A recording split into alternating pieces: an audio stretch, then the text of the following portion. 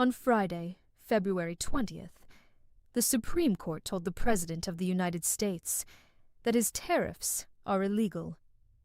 By Saturday morning, he had replaced them using a law that has never been invoked in American history. By Sunday, the European Union froze its trade deal with the United States, India canceled its trade delegation to Washington, and France summoned the American ambassador. By Monday evening, that ambassador had refused to show up, and France stripped him of direct access to its government. 3 days, 3 continents, and the architecture of American trade policy is in free fall. Follow the money. Here is exactly what happened, what it means, and where this is headed. The case is Learning Resources Inc. vs. Trump, consolidated with Trump vs. VOS selections. The Supreme Court ruled 6-3 that the International Emergency Economic Powers Act, known as IEEPA, does not authorize the President to impose tariffs. Chief Justice John Roberts wrote the majority opinion. He was joined by Justices Sotomayor, Kagan, Gorsuch, Barrett, and Jackson. 2 of those, Gorsuch and Barrett, were appointed by Trump himself. The ruling was unambiguous. Roberts wrote that the word regulate in IEEPA cannot be stretched to mean tax.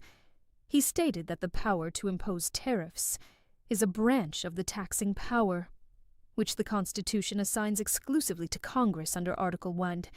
He pointed out that no president in the nearly 50-year history of IEEPA had ever interpreted the law to include tariff authority. Roberts called the taxing power both a power to destroy and a power necessary to the existence and prosperity of a nation, quoting McCulloch v. Maryland. The court also applied the major questions doctrine, the same legal standard it used to strike down Biden's student loan forgiveness program in 2023. The reasoning: Congress does not delegate powers of vast economic and political significance through ambiguous statutory language, and the IEEPA tariffs were anything but small. They applied to nearly all goods, from nearly every country the United States trades with, at rates set entirely at the President's discretion, with no time limit and no congressional oversight. In a concurrence joined by Roberts and Barrett, Justice Gorsuch called the government's argument a one-way ratchet of congressional power to the executive. Barrett raised concerns about non-delegation, questioning whether a statute written in 1977 for economic sanctions could be read to hand the president unlimited authority to reshape global trade.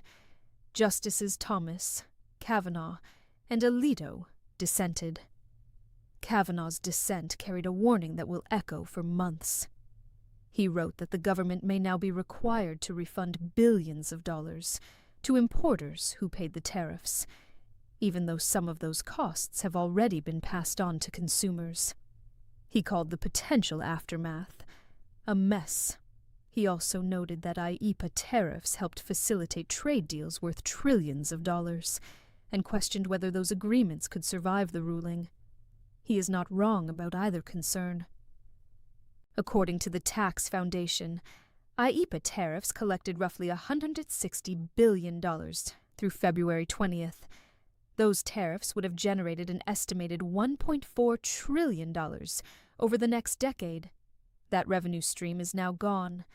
Before the ruling, the effective U.S. tariff rate stood at approximately 13.7%, according to the Yale Budget Lab. That is the highest effective tariff rate since 1936. Over 1,000 lawsuits from importers seeking refunds have already been filed. The Supreme Court did not order refunds in its ruling.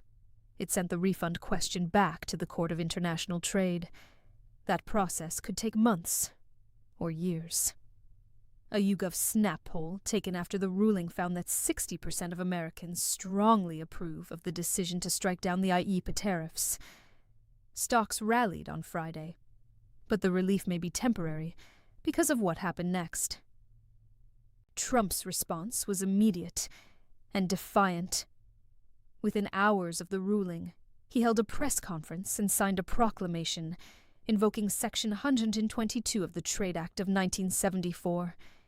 He imposed a 10% temporary import surcharge on products from all countries, effective February 24th. By the next morning, Saturday, he cranked that number to 15%, the maximum rate allowed under the statute. Here is what you need to understand about Section 122. This law was designed for one specific and narrow purpose: addressing balance of payments emergencies. It was enacted during the Nixon-era. It has never been used by any president. It is capped at 15%, and it expires automatically after 150 days, which means late July, unless Congress extends it. The legal vulnerability here is significant, and it comes from an unlikely source: Trump's own legal team.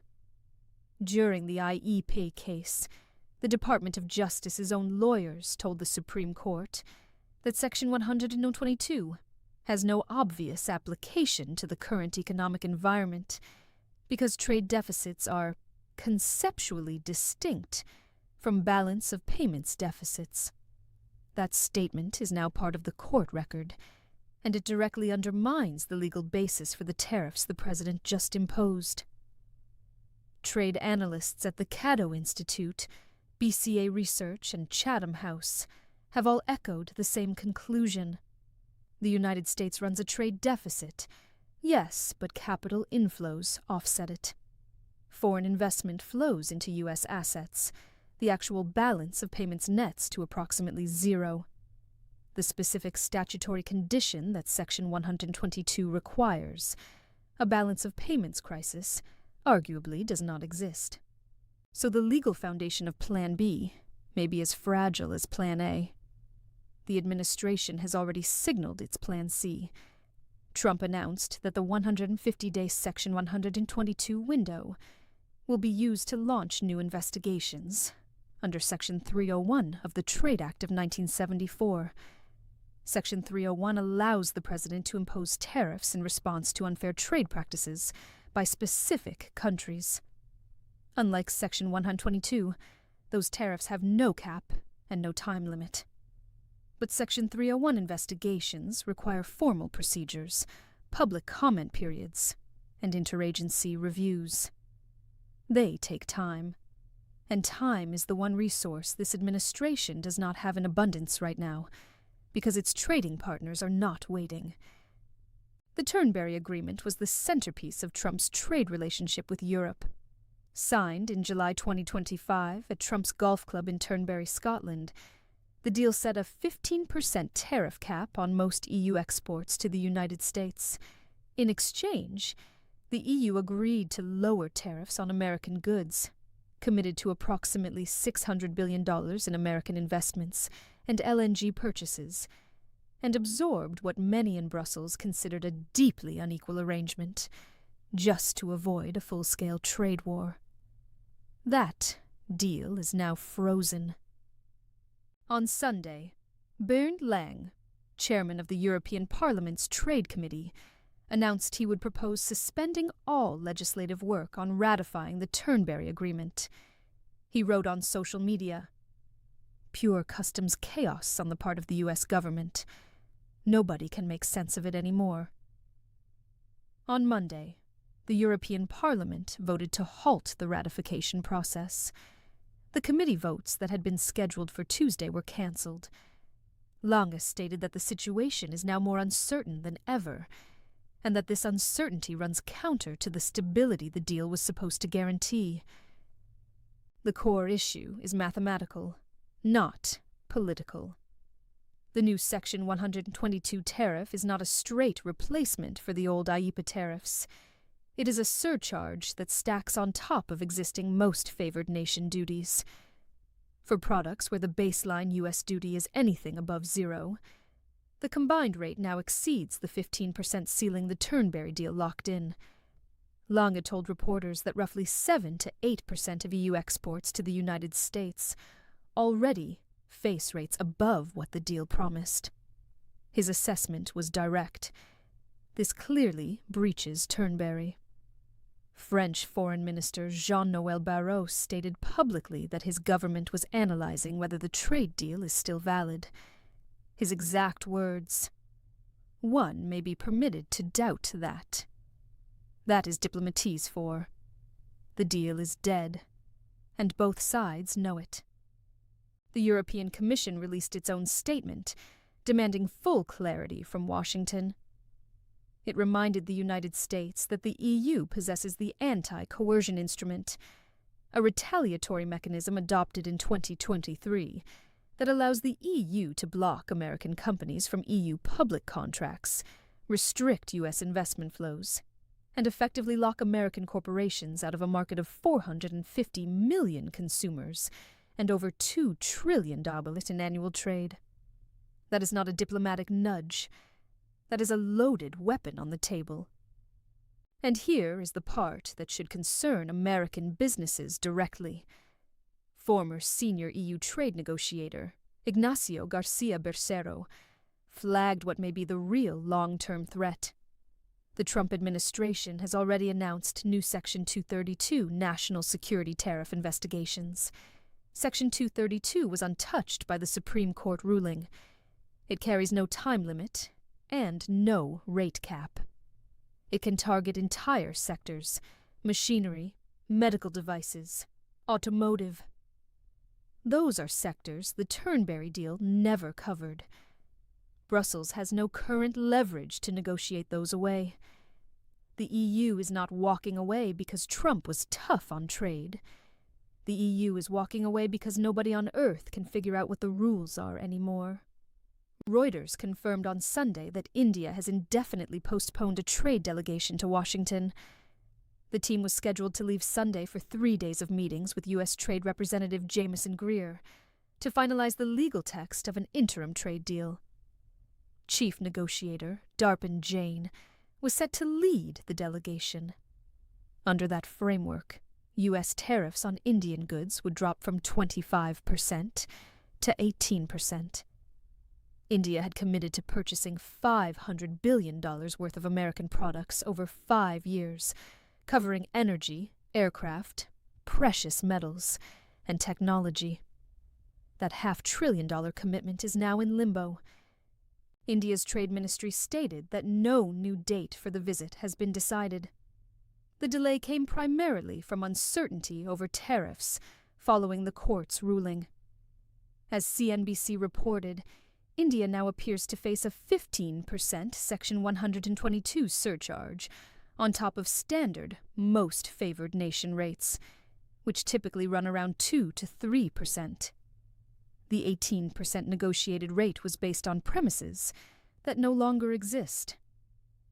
India's opposition Congress Party is demanding the entire interim pact be renegotiated. Their question is pointed. Why did Prime Minister Modi issue a joint statement with a president whose legal authority to set tariffs was about to be struck down by his own Supreme Court? Commerce Minister Piyush Goyal had said just last week that the deal could take effect in April. That timeline is dead. Former Indian trade negotiator Ajay Srivastava put it plainly. The 18% tariff negotiations were based on a certain premise of some benefits which is now gone. Now, both sides have to rethink their strategy. Separately from the trade crisis, France announced Sunday it would summon U.S. Ambassador Charles Kushner to answer for what Foreign Minister Barrett described as interference in French domestic affairs. The trigger was a post by the U.S. State Department's Counterterrorism Bureau regarding the death of Quentin Duranque, a 23-year-old far-right activist who died of brain injuries on February 14th after a beating in the city of Lyon.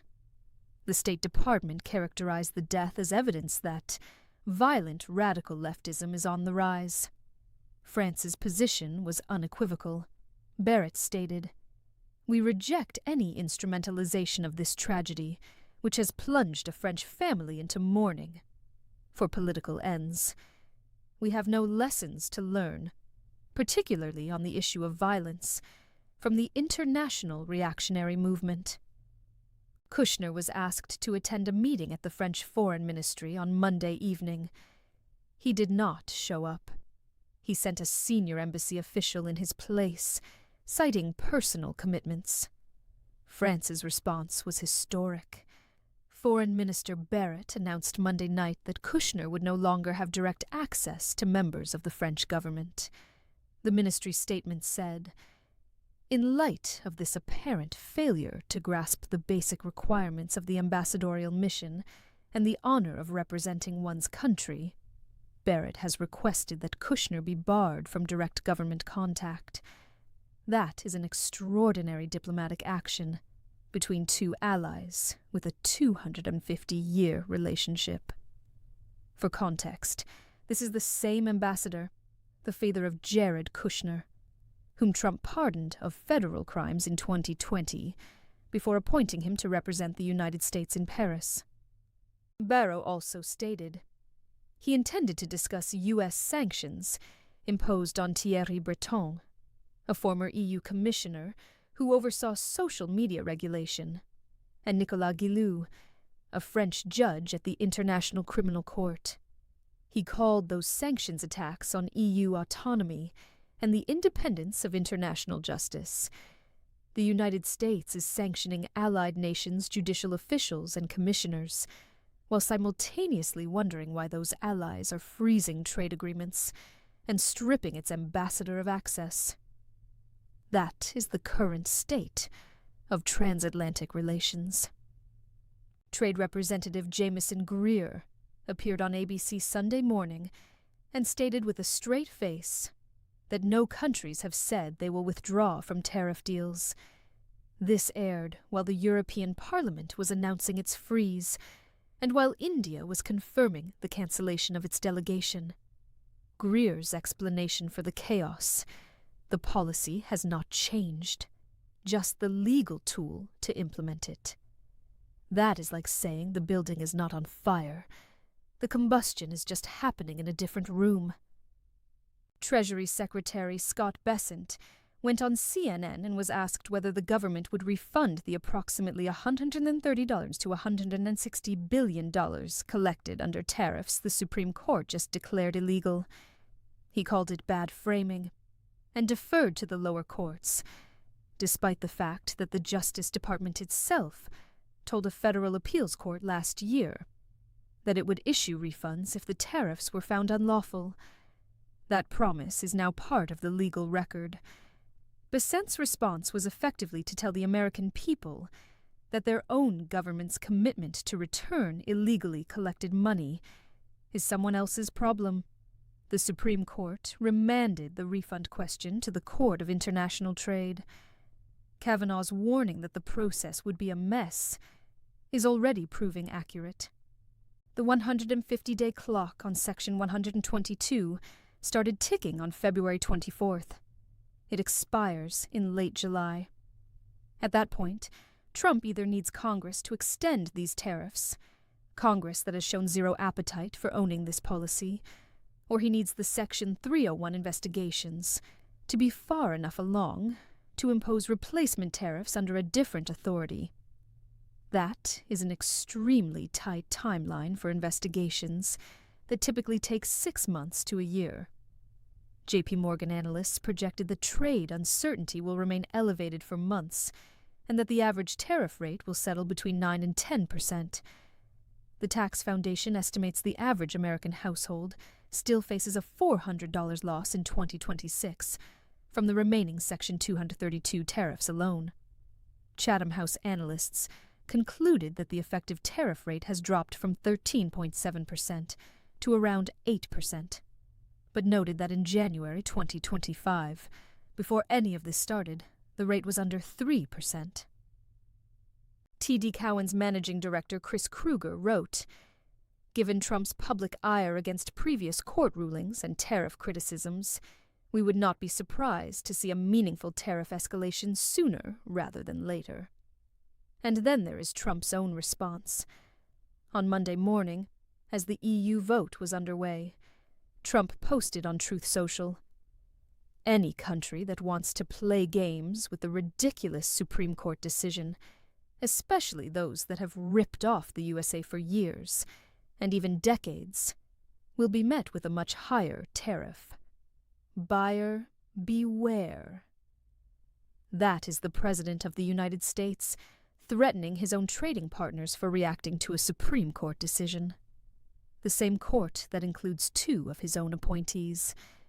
Here is the situation, as of tonight. America's largest collective trading partner has frozen its trade deal.